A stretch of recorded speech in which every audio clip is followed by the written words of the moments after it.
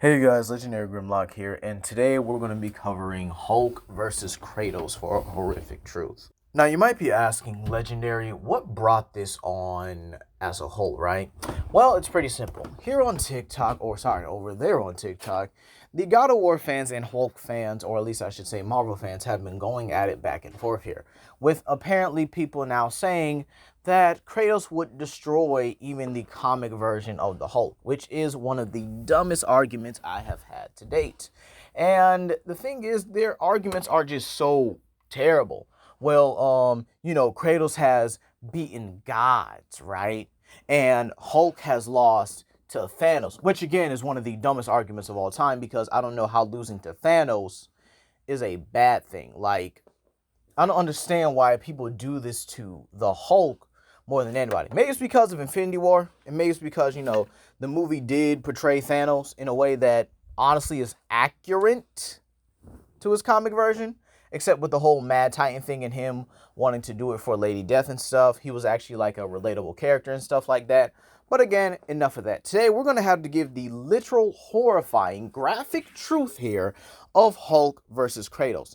And obviously, y'all know how we do this with scaling. So Kratos is easily in the hyperversal levels. Whether it's low or baseline, I'll let you guys decide. But for the sake of this video, let's keep it at baseline hyperversal. Now, Kratos has been able to do things like lift the the spear of Hyperion, which contains the literal weight of an infinite universe. Keep in mind as well that Kratos would upscale the gods, who upscale the Titans, who upscale the Primordials. The Primordials are beings that have been able to create a portion of the God of War cosmology, which are known to be infinite layered hierarchies. All right? And then Kratos over the years would get these power-ups and abilities that would stay with him until the Norse saga. Now, it is possible he does have some of these power-ups, but we do know that he lost a small portion of it, or at least a decent portion of his power, due to the sheer fact that, again, he destroyed the Greek realm, or again, the Greek pantheon, which again had their own magic and abilities. So, yeah, Kratos has done some interesting things here. But wait, it gets more. In God of War, or at least the current set of God of War games here, Kratos would again upscale the Greek pantheon even further, and again be stronger than the Norse pantheon, as he's holding back to such a degree that he doesn't want to go back into those old days. He doesn't want to go back to being that pantheon slaying, god killing person. He doesn't want that. Again, he wants to be a better person. But again, he still has from time to time have to G-check these gods. And we actually see this throughout the game when he's trying not to fight Baldur. And again, he's trying not to kill him. But again, the thing is, Baldur's immortality kind of just makes it difficult to permanently injure him and leave him to a point where, okay, now you're done, right? That was until Atreus was able to take away with the mistletoe arrow and stuff like that, and so on and so forth. So, again, Kratos holding back significantly.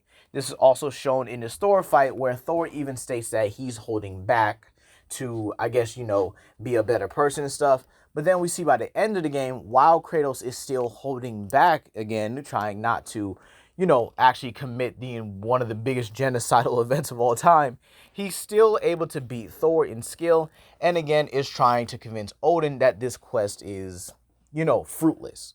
And so, yeah, at the end of the day, Kratos should be in the Hyperversal category. Blade of Olympus, Blades of Chaos, Leviathan acts with World Serpent Venom, which bypasses durability, and he has a low-level healing factor. But this compares nothing to the Hulk here. And you see, the funny thing is, we only need one character. That's Thor. Crazy how Hulk has never beaten gods, right?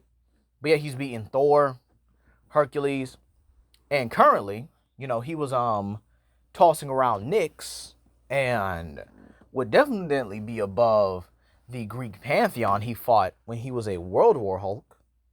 Yeah, it's crazy, ain't it? So, again, it's consistent for him to actually scale relative to, if not be slightly above Thor, at least in terms of physical strength, because Thor does have the power advantage.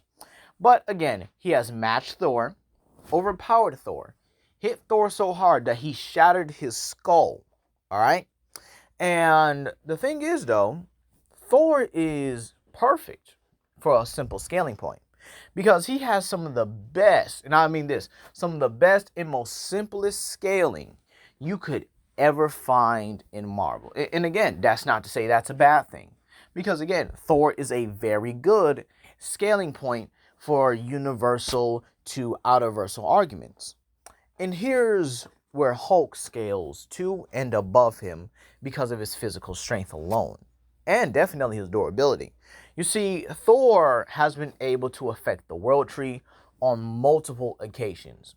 You see, he's been able to push the world engine and reverse the, well, flow of Ragnarok itself, literally preventing the apocalypse, to not just 9 realms, but to infinite number of realms as well. Oh, wait, we'll get into that. But, Thor as a teenager, when he went on a rampage, he was cracking the roots of Yggdrasil. And as a baby, he shook Yggdrasil. Crazy how, he's been affecting Yggdrasil since he was a little baby, right? But what is Yggdrasil? Yggdrasil is its own multiverse. Yeah, I know, it's crazy, ain't it?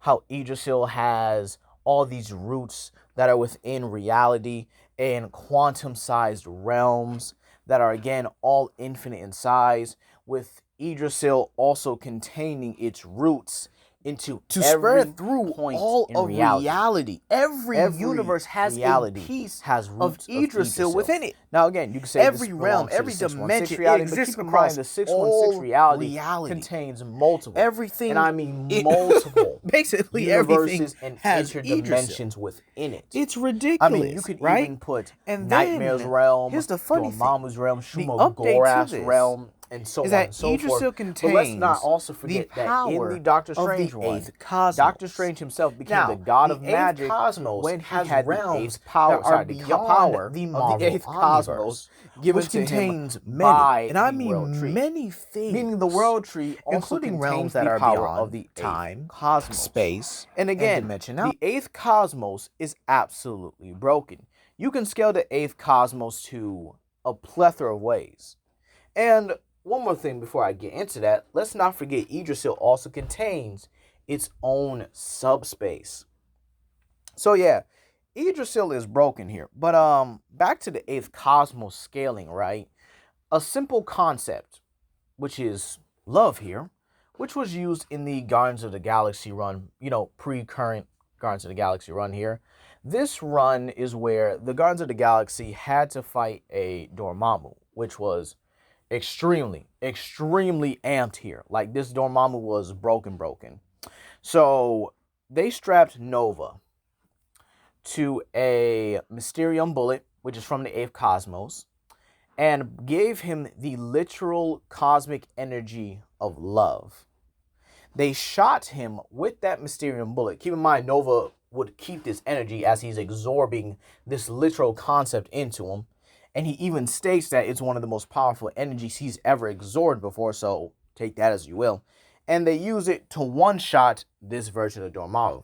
Now, you might say, Legendary, how powerful is this Dormammu? Well, first thing we gotta do is talk about the Mysterium bullet.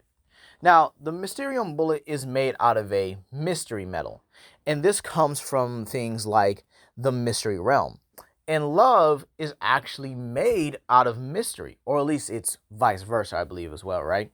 So the concept of love, the energy of love itself from the 8th cosmos can also create metals. So basically, Nova was powered by the energy while piloting a bullet made out of love from the mystery realm that is literally beyond the Marvel Omniverse, which again is an outerversal cosmology. Crazy, ain't it? Then you also have the sheer fact that this Dormammu, right, was given the power of the secret flame, which is again from the the White Room. And then you also have the fact that he had Lifebringer Galactus's power on top of his own. So he had 2 power-ups. And again, this goes right back to Thor, who scales right back to Hulk, right? And again, Hulk has done things that are just well beyond what Kratos has done. That one feat alone I just described on how Hulk and Thor, or just Thor by himself, can scale above the eighth cosmos, and how Hulk can simply just scale relative, if not above Thor on certain occasions, again, shows that these God of War fans don't even know what they're talking about. Hulk, again, being able to draw blood from the much stronger Zeus. Now, again, this is another argument comparing one Zeus to another. How do y'all use cross-verse situations? How do y'all use cross-verse scalings? And I'm not trying to be offensive here, but do y'all know how dumb that sounds? Like, really, anyone who has any logical sense here knows that's a very dumb argument. Well, Zeus A should scale to Zeus B. Say what? How? Because we know God of War Thor doesn't scale to Marvel Thor. So why would y'all compare Marvel Zeus to God of War Zeus when God of War Zeus is lesser than Marvel Zeus? Yes, Hulk lost that fight. That's fine. I mean, what did you expect here? This is a Skyfather in its prime.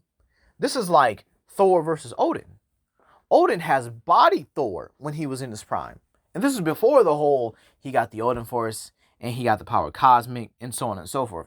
And then Hulk went on to body Nyx on a couple of occasions during their No Road Home run, and Nyx was strong enough to just kill Zeus like it was nothing. Like just snap his neck. Then he was also fighting against gods and killing gods like Hypnos, who are relative to characters like Hermes and Helios, who are characters that can again fight against Nova and force Moondragon to use her full power.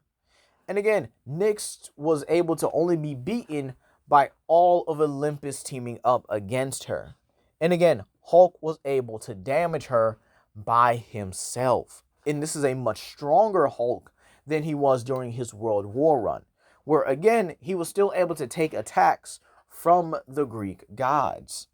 All right? He climbed Mount Olympus in relative fashion, was taking attacks from gods like Apollo or Helios, and so on and so forth. And then you have the sheer fact that Hulk has gotten stronger than those instances. Even without the Greek gods scaling here, Hulk has feats that are just way beyond what Kratos is capable of.